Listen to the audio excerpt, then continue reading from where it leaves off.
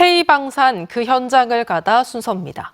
정부가 방산 부품 국산화를 위해 5년 동안 강소기업 100개를 육성해 국산화율을 80%까지 끌어올리겠다고 발표했습니다. 특히 국산화율이 낮은 항공 분야의 핵심 부품 개발에 집중하기로 했는데 국산화 제도도 대폭 개선하기로 했습니다. 정영민 기자입니다.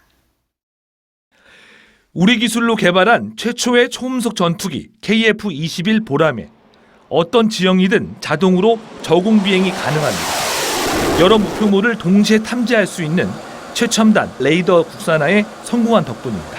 대한민국이 첨단 전투기 개발 국가에 한 발짝 다가서며 세계 항공우주 산업의 선두 그룹에 이런 노력에도 불구하고 항공 분야의 국산화율은 50%대에 머물면서 지난해 방산물자 국산화율은 77% 수준. 때문에 한국형 전투기 사업과 소형 무장 헬기 부품 국산화 지원에 집중하던 정부는 올해 첨단 엔진의 소재와 부품, K9 자주포용 엔진 등에 2,500억 원을 투자하기로 했습니다.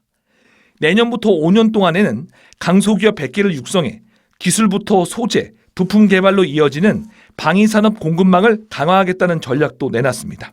특히 이제 소재 부분에 대해서는 지금까지는 저희 정부 예산으로 지원하고 있지 않았으나 내년부터 예산을 확보하여 무기체계 개발과 생산의 효율성을 높일 수 있고 방산 수출 확대와 일자리 창출 효과도 기대된다는 겁니다. 이를 위해 부품 국산화 제도도 완화해 주기로 했습니다.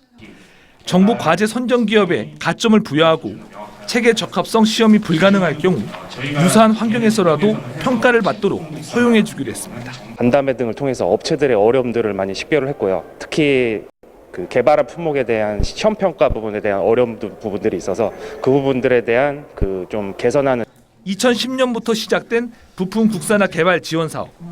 덕분에 국산화에 성공한 부품 기업들의 지난해 매출은 1년 전보다 70% 넘게 증가한 217억 7천만 원으로 집계됐습니다. 5년 안에 부품 국산화율 80%, 방산 수출 세계 4위를 달성할 수 있을지 주목됩니다. MBC 뉴스 정영민입니다.